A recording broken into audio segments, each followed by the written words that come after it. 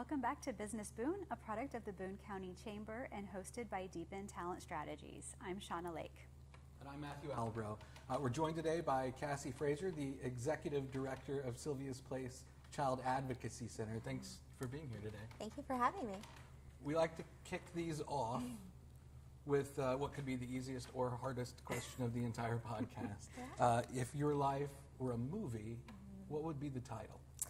I thought about that, and I don't know that it would be a movie. I think it would be a documentary. And I think it would be a documentary on teaching people empathy from all directions in social services. So, yeah, that's what I think it would be. If you make that documentary, we will buy a license and share it with many people that we know. Thank you for being with us again today. Thank you. We're very excited for you to be here and to help share more about the organization and its mission. But before we dive in, why don't you just share a little bit more about you and your background? My background is social work. I was born and raised in Boone County. I graduated from Lebanon High School and left there and went straight to Indianapolis to IUPUI. Didn't really have an intention of going to college, but once I got there, I really liked it. I took a social work class, an intro to social work, and found my passion. And I completed my bachelor's degree there, and then I went to work in a residential facility in Boone County.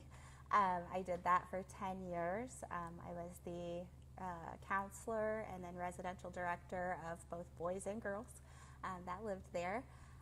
And then I decided it would be a good idea to look into something a little different. And at the same time, I had my second child.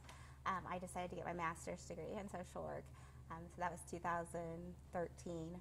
And I started at the center the same year. So that's Sylvia's. Awesome. Thank you. You're welcome. Thank you. A master's degree and another child at the same time seems... I like a lot. Yeah. And starting a brand new agency at the same time. So Sylvia's was only 15 months old when I took over. So, wow. Yeah. Well, can you explain Sylvia's Place? Some people don't know the organization at all, so Absolutely. Can you give us an overview? So in 2010, the end of 2010, a group of people from Boone County decided to start a child advocacy center in Boone County.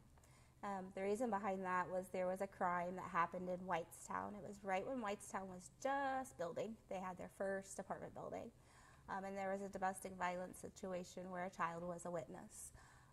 And that child, through like the telephone game, they found out that there was a place called Susie's Place in Avon that they could take that child to be interviewed. But it wasn't like a police station, and it wasn't a counseling center. It was for children. So they took the child there, had the interview done, and then proceeded with the case from there, and the man was convicted. But at that time, there was a group of individuals led by the prosecutor who decided we needed to have one of these in Boone County. So they started it. They did all the groundwork for it. Partnered with the Economic Development Corporation who gave us some space. We set up the center upstairs, and then we eventually bought the whole building from them when they moved. So that's how it kind of started. In terms of what we do, we conduct forensic interviews of children who have disclosed sexual abuse, physical abuse, or witnessed to traumatic events.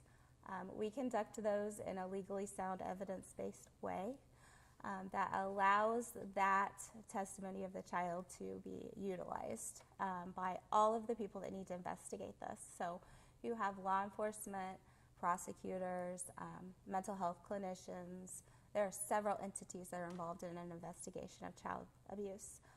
And instead of having that child tell that same story over and over and over again, we do it one time and capture it for all of those people, so then they can go back and look at it and then decide on like charges for the person that this is going to happen, what type of therapies that the child may need, what type of services that might need to be provided by both Department of Child Services or us. So it's a way to capture it all in one set. So the child still has to testify in court. But we have advocates available for the child throughout this entire process that will sit down with them and walk them through what the court will look like. Thank you for sharing that. I'm sure that's going to be new information for a lot of people. Yes, yes. Yeah. We're one of those places that unless you need us, you don't really know about us. Yeah. So, Yeah. yeah. What are some of the challenges that are facing organizations like Sylvia's Place for resources and community awareness? As you just mentioned, people don't know that you don't exist unless if they haven't needed you. Right. It's twofold. The first fold is the things that we are fighting. We're seeing more of the internet-based crimes. So in 2023, our law enforcement developed what was called CASE, Child Abuse Sexual Exploitation Task Force. And they took a special detective from every jurisdiction in Boone County and put them together. They all go through the same training. They work all of the cases that come through my center, but they also work all of the cases that are through the internet. So just because there's a child exploitation case on the internet does not necessarily mean I will have a child to interview. But those detectives are specially trained in that. That has really increased what we are doing in our work and then trying to get awareness out to parents and families. Awareness in the past has been we have prevention programs that go on through the schools, kindergarten through 12th grade. They're mandated by the state of Indiana. However, a lot of those, they touch a little bit on this internet stuff, but technology is moving so fast, it is very hard to develop a really good program to teach children about this. So our kind of take on this is to always teach your children to come to you with anything, absolutely anything. If they're on a game, roadblocks, one of those things, and someone asks them questions that they're uncomfortable with or says things to them they're uncomfortable, make that line of open communication with the parent. You are never going to be able to put all the fires out by deciding that these apps are not okay or I'm going to constantly check your phone. You have to build that relationship with the child and show that you're a safe person to talk to. Great advice. Thank you. The second part of what we are facing is we have always operated under federal and state money. So the federal government has a thing called the Victims of Crime Act, VOCA, that pays to the states, and then the states pay out organizations that work with crime victims, such as mine and domestic violence. We have always had that grant since I've been here, but this year they're expecting a 40% cut. That grant is what funds my forensic interviewer and my advocate. So I will have to look at other means to fund that. We also get a state of Indiana grant. It is the same amount every year. There's not a lot of change to it. And that is just another thing that we try to offset some of the costs of the center. It costs around $300,000 a year to operate. We have both, like I said, federal, state, local help, sponsorship help, donor help. But this is one of those things that it's a lot. And when we have donors, this could be a lot for them to take on and feel. And so sometimes it's hard to find the right donors. Sure. A lot of strong community in Boone County. So when it comes to outside of those government grants, how do local businesses, how is leadership within the communities, how are they helping you? They are helping us as well. We have, like I said, a lot of strong sponsors, a lot of strong donors. We've found there's been a little bit of a shift in cash giving, more of in-kind giving, which is fine with us as well. Last week we were running short on snacks. We give the kids food when they're there because they're there for a long period of time. All we really need to do is put a little call out on Facebook and we are supplied. Nice. The agencies that have moved into Boone County from this LEAP project and things like that, they've been fantastic too about is there anything project-wise you would like to do, and they want to help. So we are looking at how we could remodel our current location to accommodate the growth. And so with that remodel, we've talked to several different agencies that have been moving in here that are looking into how could they help us redo a room, or how could they help us redo our back where we need parking. So things like that, they're doing a great job with.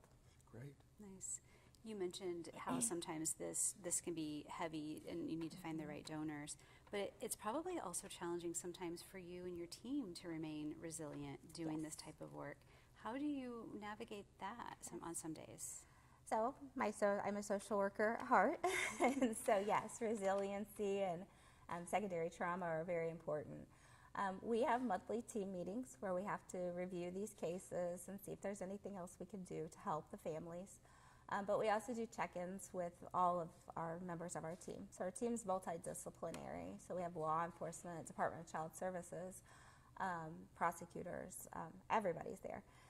So when they're there in the heat of the moment, some things can get hard and very difficult. And so when we have our monthly debrief, we talk about those things, and we allow each other to, talk through what is it we need or what would help kind of offset some of that stuff.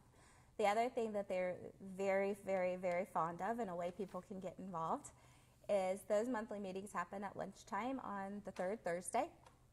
And our forensic interviewer cooks for them. They like to have food, like actually home food, not fast food, not all that stuff. So she will make something and bring it in. We all have lunch and we debrief. It has been an absolutely fantastic way to bring everybody together. They look forward to it. So how she does that is we utilize gift cards from donors. They send us gift cards, and then she will go buy the food and make a meal for them. Nice. So. It takes a village, right? It does. That's it great. really, really does. Yeah. I love that. Yeah. So, I mean, you've talked about some changes in the funding that's coming in. Some of that is being reduced, but you're also finding other ways and being creative about it. 15 years in, talk about the next 15 years. We just completed our packet for reaccreditation. So we are an accredited center through the National Child Alliance. We became accredited in 2001, and every 5 years you have to go back through this. So with that, we just completed our strategic plan too. Right now our numbers are holding stable. They're about 150 a year is how many interviews we do, and that's just for Boone County. We have seen an uptick in different times in the last 15 years where we've been into the 200s. However, if we follow the outline of Susie's Place, which is Avon, Hendricks County, they kind of went through this about 15 years ago. She is doing on average 500 to 600 a year. So we know that that's where we're heading as our population increases. With that, we are going to have to look at our space. Do we need a bigger space? We also have to look at staffing patterns. Will we need more interviewers? All those things that come along with that. So in our strategic plan, we have decided right now to play safe because of how everything's going, stay put and remodel as much as we can, and then look forward to building on and or building a bigger facility as we get bigger. So that is, you have that benefit of kind of seeing a neighbor and what they've gone through. So that's really helpful. Yes, it's fantastic to be part of the National Child Alliance. It's called the Indiana chapter. In Indiana, there are 26 child advocacy centers covering all the counties, and of those 26, only 11 are accredited. So we are one of 11. Wow. So, congratulations on what you've built and continued to grow. Thank you very much. That's great. I've enjoyed our conversation. Just before we go, though, we always like to ask all of our guests, what's something that you know now that you wish you had known earlier in your career? Oh, goodness. That is a good question. I wish I would have taken some more time and listened a little more to the people that mentored me through this. The things that my mentors, my social work mentors through residential and even at the beginning of this said about, just being careful and making sure you're taking care of yourself and all of those things. When you're young, you don't listen to those things. But then as you age, you start realizing how incredibly important that is, and that's why we try to put that into our day-to-day operations. Yeah, that's So, important. yeah. Good advice. Thank you. So if someone wants to get a hold of you, wants to learn more about Sylvia's Place, wants to get involved, maybe bring snacks when you're running low on snacks, whatever it might be, what's the best way to get that information and get in contact? You can visit our website at www.sylviascac.org. We have everything listed that people can get involved with there. We have our luncheon that's coming up on the April 16th at Golf Club of Indiana is listed there. And then all of our programs and things. So that's one way. And the other way is you can call us, 765-484-8410, and request a tour. We always give tours of the facility so that people can actually come in and experience what it's like there. That's great. Wow. Thank you. It's been so nice to have you, Kassie, and to learn more about you and your background and the work that you do. Thank you. So thank you very much. Thank you for having me. I really appreciate it. Yeah. And we will be back with more insightful conversations. Until then, continue leading and growing with purpose.